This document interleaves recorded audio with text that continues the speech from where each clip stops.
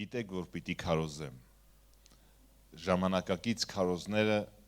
կամ քարոզիչներն ունեն իրենց ուրույն քարոզների նպատակը, ունեն քարոզների շեշտադրումները, ունեն ինչ-որտեղ քարոզների շարժառիթները,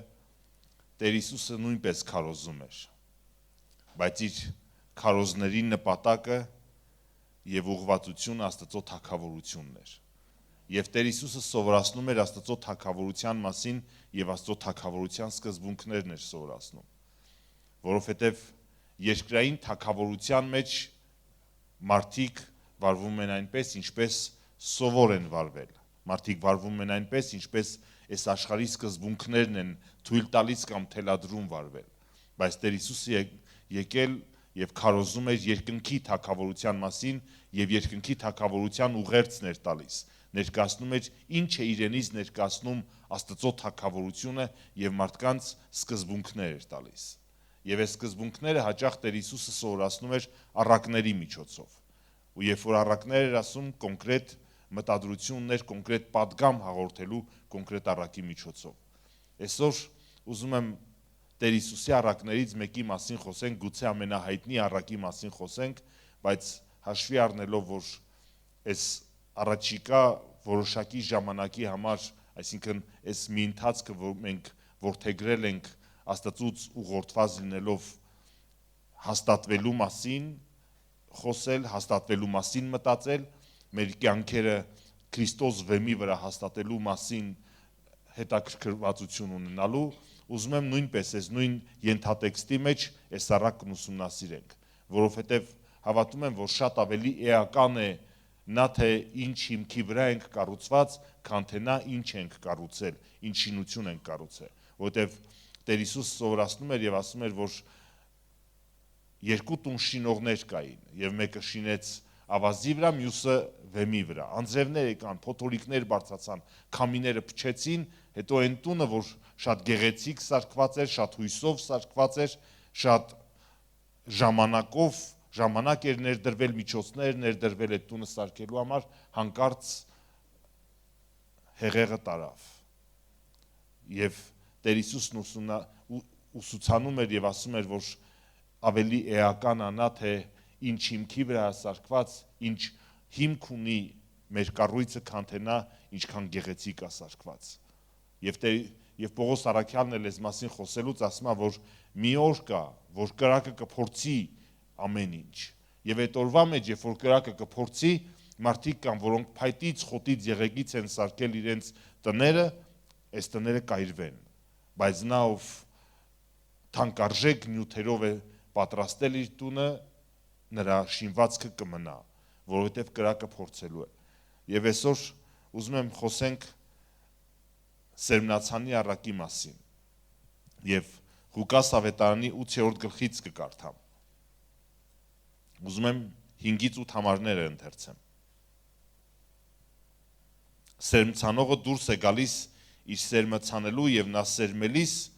որը ճանապարհի մոտ ընկավ եւ կողվեց, եւ երկնքի թռչունները նրան կերան, եւ ուրիշներն ապառաժի վրա ընկավ, եւ բուսնելու ժամանակին չորացավ, հյութի պակասության պատճառով, եւ ուրիշն ընկավ փշերի մեջ, եւ փշերը նրան հետ բուսան եւ խեղդեցին նրան, եւ ուրիշն ընկավ այն բարի եւ պարարտ երկրի վրա, եւ բուսավ հարուրապատիկ, պտուղ տվավ, այս բանը խոսելից աղաղակեց, ով որ լսելու ականջ ունի, թող լսի։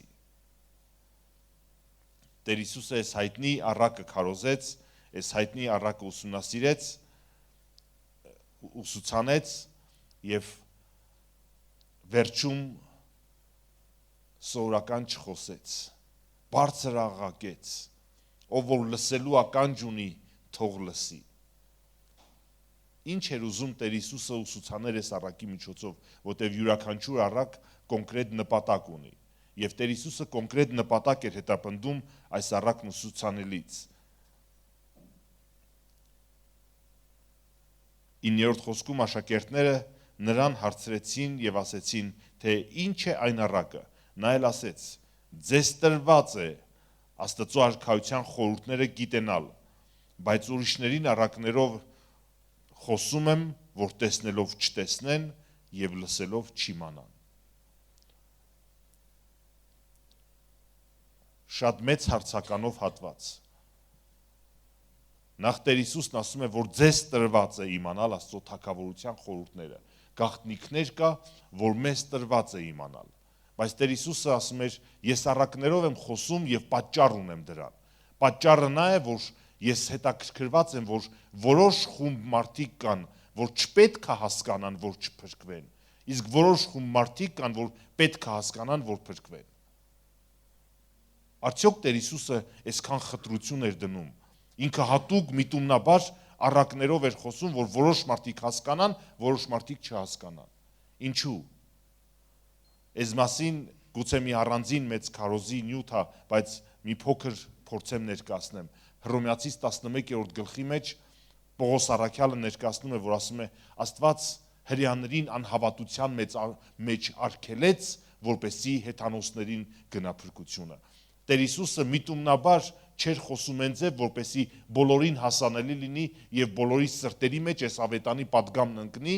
եւ մարդիկ դառնան։ Ինչու, որովհետեւ Աստված միտումնաբար արգելեց հրեաներին անհավատության մեջ, որպեսզի այն փրկությունը, որ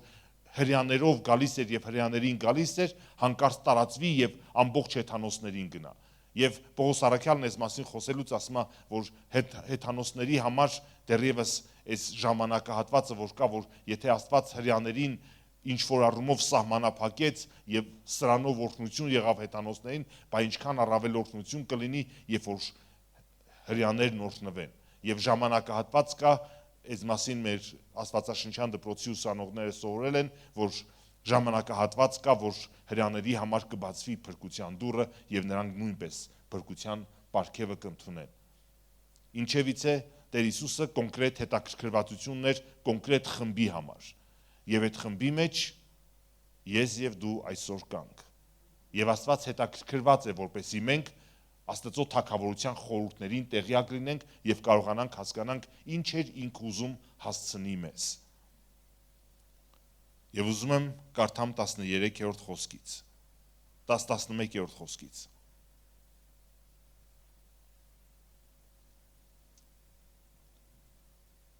Առակն այս է, սերմը Աստծո խոսքն է։ Տեր Հիսուսը մեկնաբանում էր եւ ասում էր Աստծո խոսք։ Եվ այս խոսքը Աստծո հետաքրքրվածության կենտրոնում է, որպեսզի խոսքը հասնի սրտերին։ Եվ ճանապարհի մոտիներն էլ նրանք են, որ լսում են, հետո սատանան գալիս է եւ խոսքը նրանց սրտից հանում է, որ չհավատան եւ փրկվեն։ Տեր Հիսուսը խոսում էր ճանապարհի մասին, ճանապարհի եզրի մասին։ Երբ որ խոսքը սերմը ընկնում է ճանապարհի եզրին, ու երբ որ սերմն ընկնում է ճանապարհի եզրին, նախ պիտի գիտակցենք, որ այս խոսքը ընկնելով ճանապարհի եզրին, նախ խոսքը կարող է փրկել։ Երբ որ մի ճանապարհ, որտեղ տրորված է, որտեղ չկա փխրունություն, հողի սերմի համար նպաստավոր պայմաններ, որպեսզի սերմը ծիլ տա, այնքան տրորված է այս ճանապարհը, որ սերմը ի վիճակի չի, իզորու չի աճելու այս միջավայրի մեջ։ Բայց Տեր Հիսուսը սովորացնում էր, ասում էր, որ խոսքը կարող է փրկել։ Այս խոսքի նպատակը, սերմի նպատակը նա է, որպեսզի կարողանա մարդու կյանքը փրկել։ Բայց թշնամին գալիս է եւ գողանում է, որպեսզի չլինի թե հավատա եւ փրկվի։ Եվ Տեր Հիսուսը սովորացնում էր, ասում էր, կերպը, որով պիտի վերաբերվենք խոսքին, սա հավատքն է։ Ինչպես պիտի ընկալվի խոսքը, ինչպես պիտի ընդունվի խոսքը։ Հավատքով պիտի ընդունվի խոսքը, որպեսզի կարողանա փրկության պատճառ լինել։ Եթե խոսքը հավատքով չի ընդունվում, եթե խոսքը իմիջայլոց է ընդունվում, սա պատճառ է, որպեսզի այս խոսքը պտուղ չտա։ Մենք խոսում ենք տրորված հողի մասին։ Եվ Աստծո փրկության միջոցը խոսքն է, որով Աստված ուզում է փրկել։ Աստված ինչ որ անում է, խոսքով է անում։ Մենք Ծննդոց առաջի գլխի մեջ կարդում ենք, որ Աստված խոսեց եւ ասաց թող լույս լինի։ Հետո Հովհաննեսի ավետարանի առաջի խոսքերը մենք կարդում ենք, որ ասում ենք ինչ որ եղավ խոսքով եղավ եւ առանց խոսքի ոչինչ չեղավ։ Աստծո կերպ մարդկանց կյանքերի մեջ միջամտություն բերելու դա Աստծո խոսքն է։ Երբեմն երբ որ մենք աղոթքի մեջ կամ Աստծո ներկայության մեջ ենք գնում ու մի քիչ խորն ենք գնում, եթե Աստծո ներկայության մեջ Աստված մեզ խոսք չի տալիս, մեր կյանքն անպտուղ է մնում։ Կարող ասես, բայց ես գնում եմ Աստծո ներկայությունը վայելում եմ ու ոնց որ թե Աստված խոսք չի տալիս։ Աստծո խոսքը երբեմն տարբեր կերպերով է լինում։ Աստված իր խոսքը տալիս է, հանկարծ դու կարաս Աստծո ներկայության մեջ Աստծո ճանաչողություն ունենաս եւ սա Աստծո խոսքի կերպը եղնի, որ Աստված քեզ խոսա, թե ինքը ինչպիսին է։ Դա պարտադիր չի, որ հենց գրված խոսքի մեկնաբանություն լինի։ Հանկարծ կարաս Աստծուց մի հատ պատգամ առնես մի բառի տեսքով կամ մի ուղղորդման տեսքով կամ մի ճշմարտության լուսավորման տեսքով, բայց Աստծո գործը կատարվում է Աստծո խոսքով, որ Աստված իր խոսքի միջոցով փոխում է կյանքեր, Աստված իր խոսքի միջոցով փրկություն է բերում մարդկանց կյանքերի մեջ։ Եվ սա Աստծո կերպն է փրկության համար։ Տեր Հիսուսի համար, երբ որ մենք հիշատակեցինք Հովհաննես ավետարանի առաջի գլխի առաջի խոսքերը, Տեր Հիսուսը ինքն է երկնքից եկած Աստծո խոսքը։ Եվ բանը երկնքում էր, խոսքը երկնքում էր, եւ խոսքն Աստծո մոտ էր, եւ խոսքն Աստված էր։ Եվ նրա փառքը տեսանք հորից իջած միածնի փառքի պես։ Եվ Աստված, երբ որ իր խոսքը խոսում է մեր սրտերի մեջ, մենք կարանք այս խոսքին վերաբերվենք կարծես թե մի սովորական խոսք, որ Աստված խոսեց, հետո հատուկ բանի տեղ չդնենք այս խոսքը, կարծես թե մատերի արանքով նայենք այս խոսքին, հետո անցնենք գնանք, բայց այդ խոսքը, որ Աստված խոսում է իմ ու քո սրտի հետ, այդ Աստված Քրիստոսին է խոսում մեր սրտերի մեջ։ Եվ հետաքրքիր մի հանգամանք կա։ Կամ այդ խոսքը կենթանի կմնա մեզանում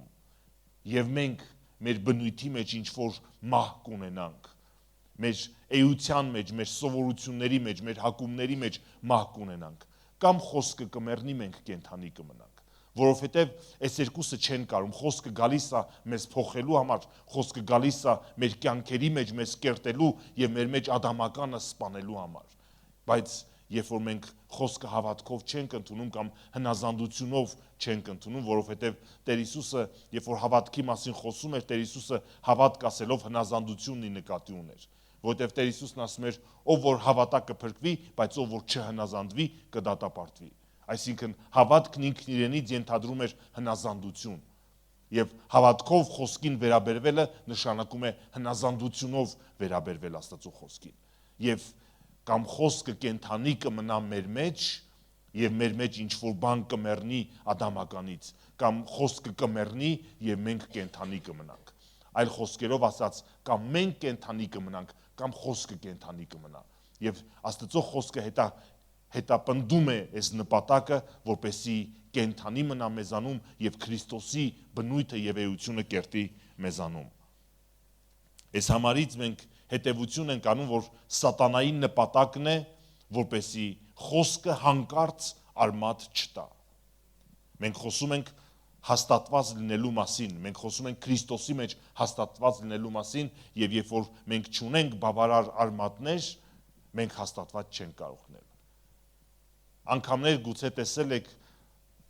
տեսանյութեր, հոլովակներ, որտեղ քամին տապալում է ծառներին։ Բայց վստահ եմ բազմաթիվ անգամներ տեսած կլինեք արմավենի, որ անգամ այս արմավենին քամու տակ այնքան է ճկվում, որ մինչև հասնում է գետնին, բայց երբևէ տեսած չեք լինի, որ արմավենին տապալված լինի քամու ազդեցության ներքո։ Ինչքան որ խորն են քո արմատները, ինչքան որ խորն են գնում քո արմատները Քրիստոսի վրա եւ ինչքան որ հաստատված են քո արմատները հողի մեջ Քրիստոսի վրա, այնքան դու ավելի կայուն եւ պինդ ես տարբեր քամիների, տարբեր ճնշումների ազդեցության ներքո։ Բայց պատճառը, որ այս խոսքը չկարողացավ արմատ գցել, պատճառը նա էր, որ տրորված սիրտ կար։ Տեր Հիսուսն ասում էր, որ սրտից է գողանում, մտքից չի գողանում, որտեղ մտքի մեջ կարանք մենք շատ ինֆորմացիա ունենանք, բայց սիրտը դա կյանքի գործողությունների հնազանդության մեր վարվելակերպի կենտրոնն է։ Եվ Աստծո հետաքրքրվածությունը սա է, որ ոչ թե Աստծո խոսքը հասնի մեր մտքերին, այլ այդ խոսքը հասնի մեր սրտերին։ Եվ այդ սրտի մեջ բարենպաստ միջավայր լինի, որպեսզի այս խոսքը կարողանա արմատ գցի մեր կյանքերի մեջ եւ մեր կյանքերի մեջ պտուղ բերի։ Բայց սատանայի նպատակն է, որպեսզի այս խոսքը ամեն գնով թույլ չտա, որպեսզի այս խոսքը արմատ գցի մեր սրտերի մեջ։ Եվ Տեր Հիսուսը սա էր սովորացնում, որ տրորված սրտեր կան։ Գուցե ասես, ինչպես է տրորվում մարդու սիրտը, երբ որ մարդը հետաքրքրվածություն չունի Աստծո խոսքին հնազանդություն անելու, երբ որ երկրորդական վերաբերմունք կա Աստծո եւ նրան հնազանդվելու երևույթի մեջ, այս ժամանակ խնդիր կա, տրորված սիրտ կա։ Արդյոք ուզում ես, որ իսկապես Աստծուն հնազանդ կյանքով ապրես։ Արդյոք իսկապես ուզում ես, որպեսզի Աստված քո կյանքի մեջ շատ խորը տեղեր հասնի եւ քո կյանքը գրավի քեզ հնազանդ դարձնելու, թե պարզապես սիրողական մակարդակի հետաքրքրված ես Աստծուն, որ դե լավ է, որ փրկություն ունենամ, լավ է, որ հաճելի միջավայրում գտնվեմ, հաճելի երգեր լսեմ, կամ մի քիչ խիղճս հանգստացնեմ որոշ բաներով, կամ մի փոքր Աստծուն մոտենամ, բայց շատ ավելի խորը հնազանդություն ընծայում Աստծուն այդքան էլ հետաքրքրված չեմ։ Երբ որ հետաքրքրվածություն չկա Աստծուն խորը հնազանդության, սիրտը տրորված է, սիրտը փխրուն չի ընդունելու, սիրտը կարծր է ընդունելու համար, այլ ոչ թե փխրուն է վերցնելու համար։ 13-րդ խոսքի մեջ կարդում ենք. Ապարաժի վրայիններն նրանք են, որ երբ որ կլսեն խոսքը, ուրախությունով ընդունում են, սակայն սրանք արմատ չունեն, մի առ ժամանակ հավատում են, բայց փորձության ժամանակին հեռանում են։ Եվ Տեր Հիսուսը սրանով սովորացնում էր ու ասում էր, երկրորդ տեսակը դա քարերի մեջ է, հանկարծ կարծրություն կա սրտի մեջ, հանկարծ կոշկորներ կան սրտի մեջ եւ այս խոսքը չի կարողանում նույնպես բարենպաստ վիճակում հայտնվի։ Եվ ինչ է կատարվում, ուրախությունով ընդունվում է։ Երբ որ հանկարծ Աստված քեզ կարաս սրտիդ մեջ խոսա ու ասի, որ դու պետքա ամեն օր 2-ից 3 ժամ իմ ներկայության մեջ անցկացնես, ուրախությունով ընդունում ես, որովհետև հաճելի է, որովհետև հասկանում ես, որ լավ բան է, ճիշտ բան է, օգտակար բան է։ Ու հանկարծ, երբ որ այս խոսքը ուրախությունով ընդունում ես, բացահայտում ես, որ այս խոսքը շատ խորը չի գնացել սրտիդ մեջ, արմատներ չունի, ուրախությունով ընդունում ես մի փոքր, մի կարճ տևողությամբ ժամանակով, կարողանում ես ջանք անես այս ուղղությամբ, պահես այս խոսքը ու հետո տեսնում ես, որ արմատ չլինելու պատճառով հանկարծ ձեռիցդ տվեցիր, թառամեց այս խոսքը ու չորացավ այս խոսքը։ Արդյոք Աստծուց եկած խոսքը մեր կյանքերի մեջ կարողանում ենք ընդունել այնքան խորը եւ այնքան հետեւողական լինենք այս խոսքի համար, որպեսզի այս խոսքը արմատ գցելով մեր կյանքերի մեջ աճում ունենա։ Մենք կարող ենք հետևողական լինենք որոշ բաներին։ Օրինակի համար, երբ որ հետևողական ենք, երբ որ աշխատանքի պիտի գնանք եւ աշխատանքվայրում մեզանից պահանջում են, որպեսզի ժամանակին ներկայանանք։ Կարող ենք հետևողական լինել, որպեսզի ժամանակին ներկայանանք։ Կարող ենք հետևողական լինել, որ մի օր բաց չթողնենք աշխատանքի գնալուց, ինչու, որովհետև ֆինանսը պետք է։ Կարող ենք հետևողական լինել որոշ բաների մեջ, մեր երեխաներին կրթելու, դաստիարակելու կամ իրանցից պահանջներ ունենալու մեջ կարող ենք հետևողական լինել, բայց արդյոք հետևողական ենք խոսքի նկատմամբ, որ խոսքը մեր կյանքի մեջ երբ որ գալիս է, Աստծուց խոսք առնում ենք հնազանդության վերածելու, հնազանդություն դրսևորելու խոսքի նկատմամբ, արդյոք հետևողական ենք այս խոսքը պահելու եւ կատարելու մեջ, թե պարզապես գալիս է մի երկու օր այդ խոսքի ազդեցության տակ ինչ որ բան անում ենք, հետո կարծես թե ազդեցությունը թողում է, դե մենք էլ այդպես հատուկ հետաքրքրված չենք, որ այդ խոսքը շատ պինդ պահենք ու անցնում գնում է։ Ելից գրքի մեջ Հեսուի գրքի մեջ առաջի գլխում Աստված Հեսուին խոսում էր ու ասում էր այս օրենքի գիրքը քո աչքերի առաջից հեռու չգնա,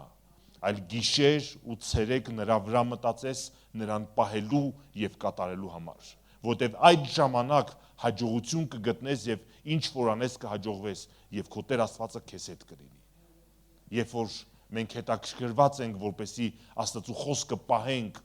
ցերեկ ու գիշեր նրա վրա մտածենք նրան պահելու եւ կատարելու համար, Աստված ասում է երաշխավորված է արդյունքը, որտեւ ինչ որ անես կհաջողվես։ Եվ ուր որ գնաս քո Տեր Աստվածը քեզ հետ կլինի։ Ինչ որ անես կհաջողվես։ Ինչու մենք շատ բաների մեջ չենք հաջողվում, որովհետեւ հետևողականություն չկա Աստծո խոսքին պահելու եւ կատարելու համար։ Աստված կարա մի ակնթարթի մեջ մեզ մի հատ խոսք տա, հետո այս խոսքին երկրորդական վերաբերմունք ունենալու պատճառով ձեռից բաց ենք թողնում։ Ու հետո այս խոսքը մնում է այստեղ, բայց սրտի մեջ չկա, կյանքի չի վերածվում։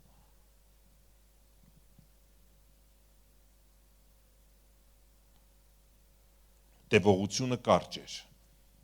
Որն էր պատճառը, որ այս խոսքը չաճեց։ Տեր Հիսուսը մեկնաբանում էր եւ ասում էր, փորձությունները երբ որ գալիս են այս խոսքի վրա, այս խոսքը չի կարողանում աճի։ Փորձությունները չեն գալիս մեզ կոտրելու, փորձությունները գալիս են խոսքը սպանելու։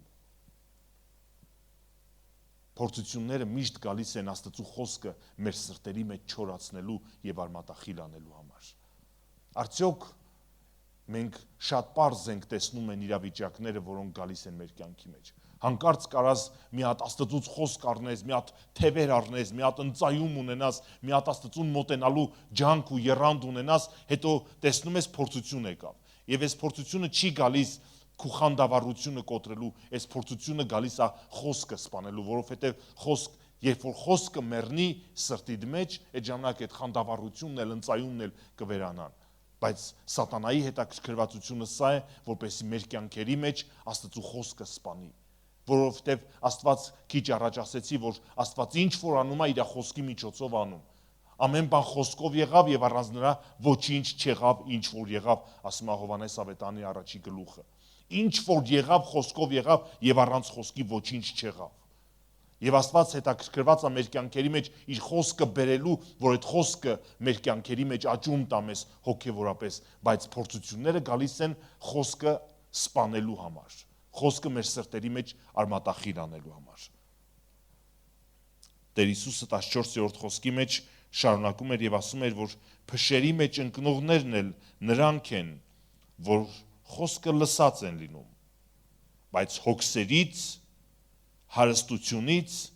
եւ կյանքի զվարճություններից գնալով խեղդվում են եւ անպտուղ են լինում։ Այս խոսքը ընկել էր հարմար միջավայրի մեջ։ Հնարավորություն կար արմատները խորնացնելու, հնարավորություն կար ծիլ տալու եւ իսկապես ծիլ տվեց այս խոսքը։ Իսկապես արմատներ գցեց, բայց խանգարող հանգամանքներ կային կողքից։ Մեր կյանքի մեջ էլ շատ անգամ Աստծո խոսքը գալիս է եւ մեր կյանքերի մեջ իսկապես ծլարձակում է ունենում, արմատներ է խորացնում, բայց հանգամանքներ կան։ Կան հոգսեր, որոնք խեղդում են։ Երկրավորը պայքարում է երկնավորի դեմ։ Ժամանակավորը պայքարում է հավիտենականի դեմ։ Եվ շատ անգամ հոգսերը, երբ որ մարդիկ իրանց ուսերի վրա ունենում են, այս հոգսերը խեղդում են Աստծո խոսքը։ Այս հոգսերը խեղդում են ընծայումն Աստծո նկատմամբ։ Այս հոգսերը խեղդում են այն ժամանակը, որ մենք պիտի դնենք Աստծո համար։ Այս հոգսերը խեղդում են հետաքրքրվածությունը Աստծո նկատմամբ եւ հոգեվորի նկատմամբ։ Եվ հոգսեր կան, որ շատ ժամանակ մարդկանց պոկում են Աստծուց եւ Աստծո տանից։ ժամանակ, երբ որ աշխատանք չկար, կարող էինք շատ մեծ ընծայում ունենալ Աստծուն, հետաքրքրվածություն ունենալ, հոգևորի մեջ, ծառայության մեջ եւ տարբեր բաների մեջ շատ մեծ ժամանակ դնել, բայց հետո երբ որ աշխատանքը գալիս է, կարծես թե էլ հետաքրքրություն, էլ հավես չի մնում, էլ ժամանակ չի մնում, էլ ջանք չի մնում Աստծուն տալու համար։ Եվ այս հոգսերը խեղդում են։ Եվ տեղին է ճիշտ բալանսավորել ամեն ինչ, որպեսզի կարողանանք թե Աստծու համար եւ թե աշխատանքի համար, հոգսերի համար ժամանակ ունենալ։ Բայց ուշադիր լինենք, որ հանկարծ խոսքերը չխեղդեն Աստվածայինը մեր կյանքերի մեջ։ Հաջորդը հարստության խաբեությունը։ Այս Ղուկաս ավետանի մեջ ասում է հարստությունը, իսկ Մարկոսի ավետանի մեջ, Մատթեոսի ավետանի մեջ էլ որ նույնպես այս առակը հիշատակված է, ասում է հարստության խաբեությունը։ Սա մի առանձին թեմա է, սա մի շատ ծավալուն նյութ է հարստությունը եւ հարստության հետաքրքրվածությունը։ Տեր Հիսուսը շատ անգամներ ուսուցումներ տալիս նյութի վերաբերյալ, հարստության վերաբերյալ։ Եվ Պողոս առաքյալն էլ, եթե հակիրճ լինելու լինենք, ասում է, որ նրանք, ովքեր ցանկանում են հարստանալ, ընկնում են չար ցանկությունների մեջ, որտեղ ամեն չարիքի աղբյուրը արծաթասիրությունն է։ Թեև Աստված հետաքրքրված է, որպեսզի մեզանից յուրաքանչյուր ունենա բավարար չափով, այնքան ունենա, որ մի բան էլ ավել ունենա, որ կարենա կարիքավորի կողքին կանգնի, որտեղ այս մասին մենք կարդում ենք Կորինթացիս թղթում։ Եվ տեսնում ենք, որ Պողոս առաքյալը լուսաբանում է եւ ասում է, որ Քրիստոսը աղքատացավ, որպեսզի մենք հարուստ լինենք։ Սրա մասին չի խոսքը, այն չափի մասին չի, որ ապահովված լինելու, բայց երբ որ մարդը հատուկ հետաքրքրվածություն ունի հարստանալու, ինչու, որովհետև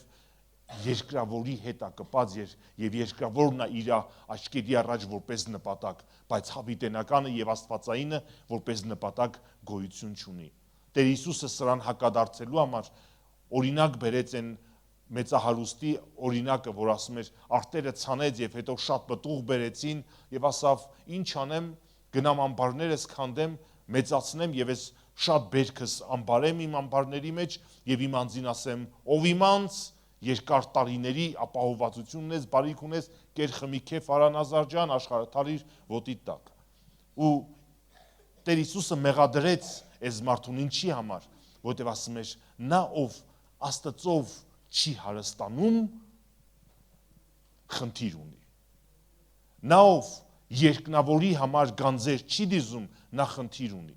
Ու երբ որ մարդու նպատակը դառնում է բացառապես երկրավոր բարիքները եւ երկրի վրա հարստության շատությունը, որովհետեւ Տեր Հիսուսն էլ ասում էր, որ հարստության շատությունից մարդու կյանքը կախված չի։ Շատ ունենաս, մի քիչ ունենաս, ի վերջո կյանքը ապրում ես, ինչ որ ձև ապրում ես, մեկը մի քիչ ավելի ճոխ, մեկը մի քիչ ավելի սուղ, կյանքը գնում է, բայց կյանքը կախված չի ունեցվածքի շատությունից։ Բայց հետաքրքրված լինենք, որպեսզի մեր սրտերի մեջ հարստությունը առաջնային տեղ չզբաղացնի։ Եվ Տեր Հիսուսն ասում էր, նրանք ովքեր հատուկ հետաքրքրվածություն ունեն հարստանալու համար, այս մարդկանց կյանքի մեջ խոսքը երկրորդ պլան է մղվում եւ խոսքը մեռնում է։ Սրանք ճնշում են խոսքին, որ չլինի թե խոսքը իրանց մեջ կյանք ունենա։ Եվ մրցակցություն կա հարստության, ցանկության, հարստանալու ցանկության եւ Աստծո խոսքի միջեւ։ Եվ այս մրցակցության մեջ ցավոք սրտի, երբ որ մարդը իր հետաքրքրությունների կենտրոնում է պահում հարստանալու ցանկությունը, խոսքը խեղդվում է։ Խոսքը խեղդվում է։ Խոսքը խեղդվում է։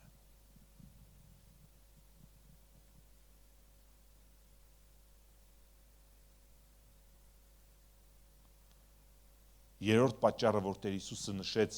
որպես փուշ, 3 տեսակի փուշ նշեց Տեր Հիսուսը։ Դրանցից մեկը հոգսերն էին, մյուսը հարստանալու խաբեությունը եւ երրորդը կյանքի զվարճությունները։ Ինչքան զվարճանքներ կան, որ մարդիկ կարող են տրվել այս զվարճանքներին, իրանց անձին ասեն մի փոքր թուլացի, ռուսները դրան, այսինքն հայերն են դրան այդ ձև ասում, մի քիչ ռասլաբիցա եղի։ Հայ ինչ եմ անում, որ ընդամենը մի 3 ժամ համացանցի մեջ հետաքրքիր ռոլիկներ եմ նայում, ինչ եմ արել, որ զվարճությունն է։ Մենք մի կարևոր հանգամանք կա, որը ստուգում է մարդու նախապատվությունները, որը ստուգում է մարդու ծարավը, որը ստուգում է մարդու արժեքները։ Մենք մեր ազատ ժամանակը ինչի մեջ ենք անցկացնում, ինչն է մեր հոբբին, մեր ազատ ժամանակը, ինչ ենք անում մեր ազատ ժամանակի հետ։ Վաչիկ աղբերը իր այս պատկառելի տարիքին և տեսողության դժվարություններին ամիսը մի անգամ ամբողջ Աստվածաշունչը կարդում է,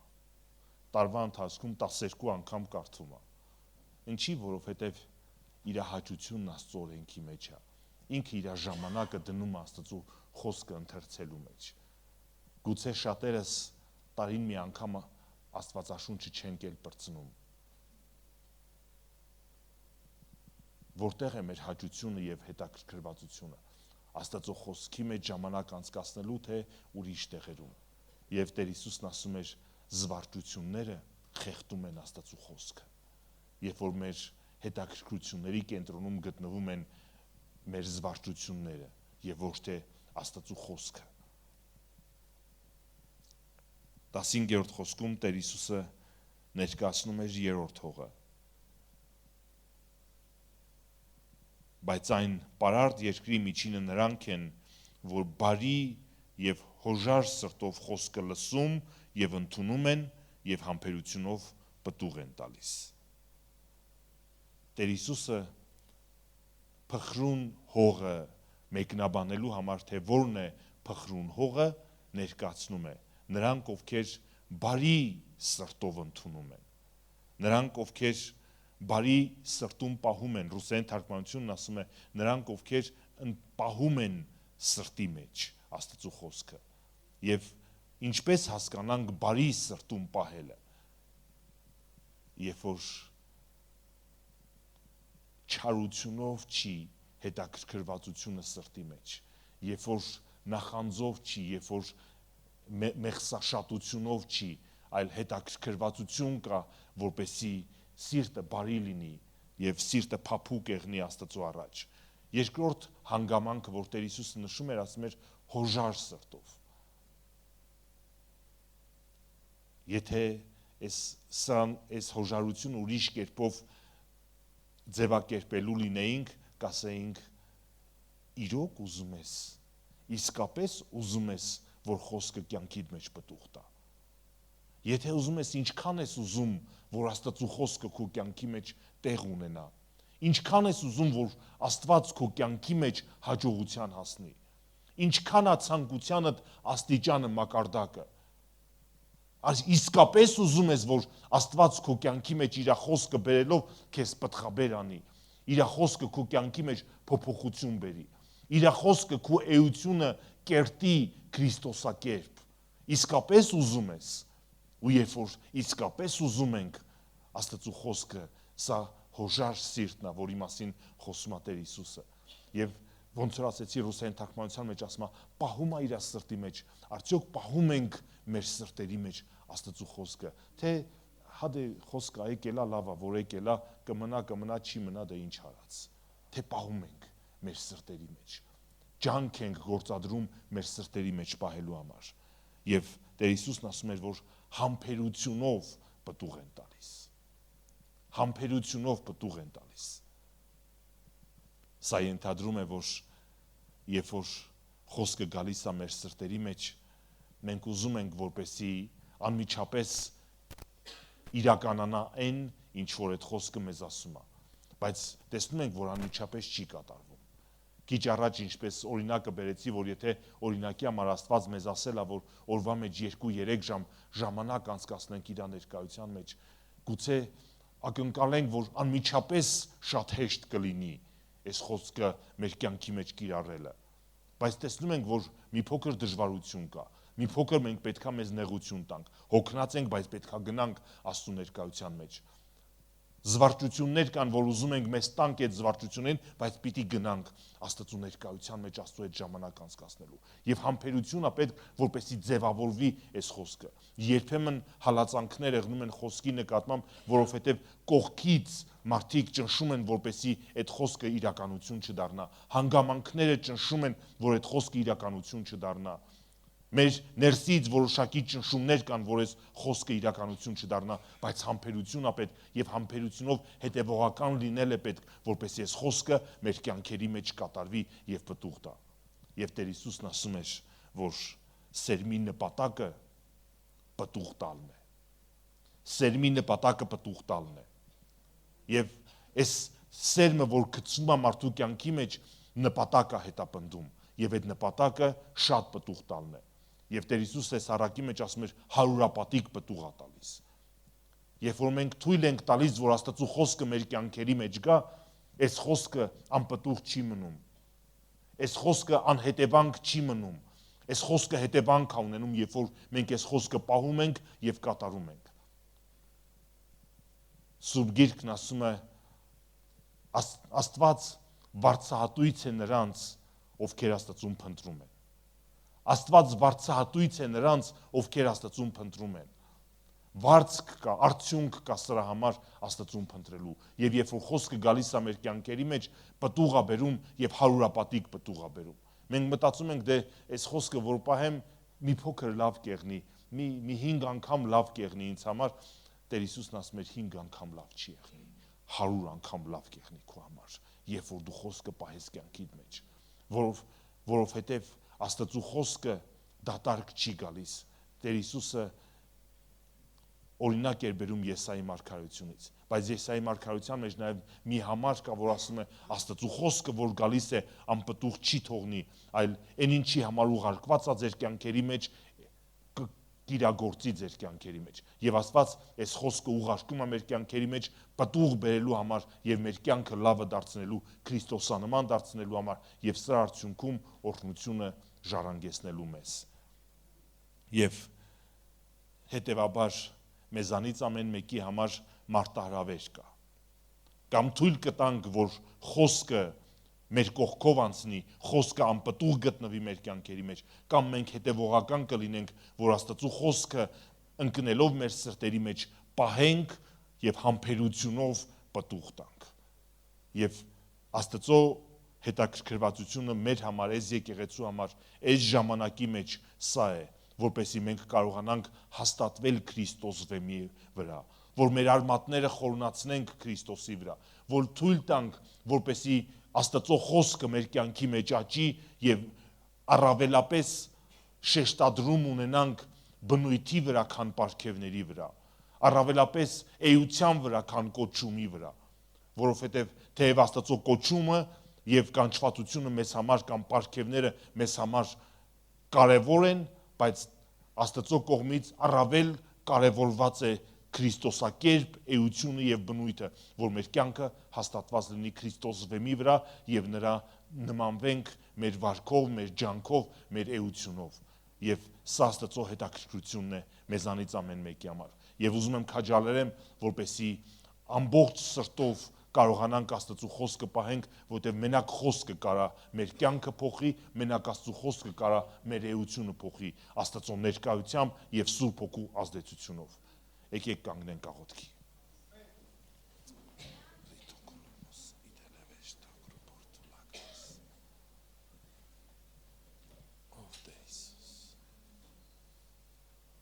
Մենք շնորհակալ ենք քեզանից, սիրելի Փրկիչ, որ դու հետևողական ու հետաքրքրված ես մեր կյանքերի մեջ քո խոսքի ազդեցությունը բերելու, որ քո խոսքը առաջնային տեղում լինի մեր կյանքերի մեջ, որտեվ Սաղմոսների մեջ Դավիթն էլ տեսնելով, թե դու ոնց ես վերաբերվում քո խոսքին, բարձրաձայնում էր ու ասում էր, որ քո գլխից վերև դրեցիր քո խոսքը։ Դու քո խոսքին որպես բարձրագույն արժեք ես վերաբերվում եւ օգնի, որ մենք էլ կարողանանք քո խոսքին շատ լուրջ եւ արժեվորված վերաբերմունք ունենանք, որպեսզի կարողանանք քո խոսքին թույլ տանք մեր կյանքերի մեջ իր գործն անի, որ քո խոսքը պարզապես հենց այնպես խոսք չլինի մեզ համար։ Իսրայելի ժողովուրդը, երբ որ Սինա լեռան ստորոտին կանգնած էր եւ քո ներկայությունը մխում էր այդ լեռան վրա եւ դու խոսում էիր այդ ժողովրդի հետ,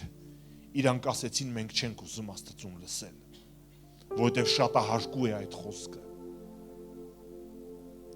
Այսօր մենք ուզում ենք մեր սրտերի մեջ գնահատենք ու արժևորենք այն ամեն մի տառը, որ դու կասես, որովհետև Քրիստոսը կենթանի Աստծո խոսքն է երկնքից իջած մեզանից ամեն մեկի համար։ Եվ այդ Քրիստոսն ուզում է մեր կյանքերը փոփոխության ենթարկի եւ ինքը ապրի մեզանում, այդ խոսքը ապրի մեզանում, Քրիստոսն ապրի խոսքի միջոցով մեզանում եւ Քրիստոսի բնույթը ձևակերպվի մեզանում։ Մենք շնորհակալ ենք քեզանից, որ դու քո բարձրագույն արժեքը տեղավորում ես մեր սրտերի մեջ, մեզ քո նման դարձնելու համար եւ օգնի, որ կարողանանք խոնարհությունով, հնազանդությունով,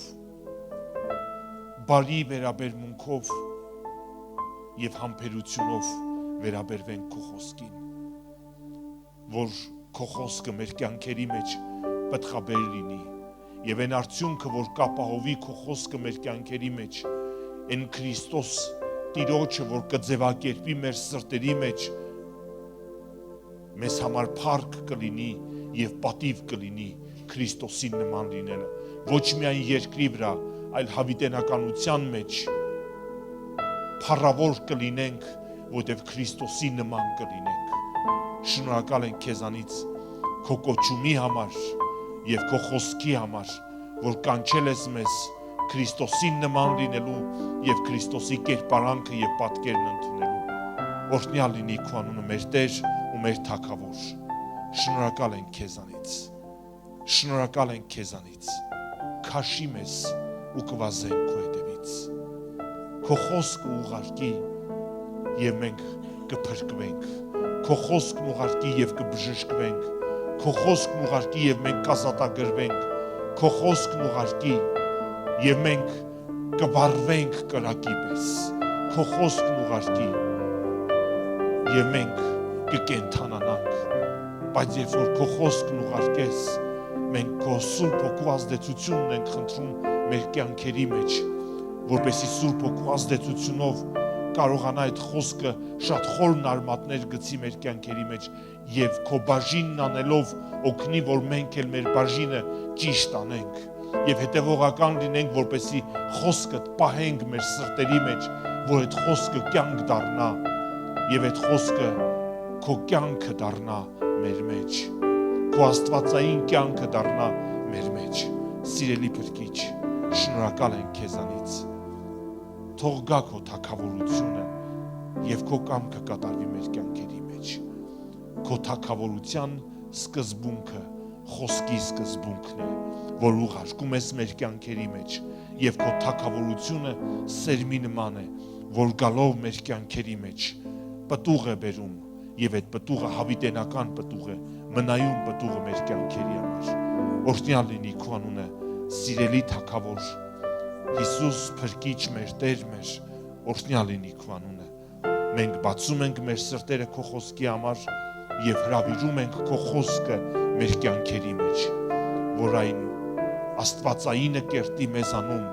որ հավիտենականը կերտի մեզանում, որ Սուրբը կերտի մեզանում։ Օրհնյալ լինի քո անունը մեր Տեր եւ Թագավոր Հիսուս Քրիստոսի անունով։ Ամեն։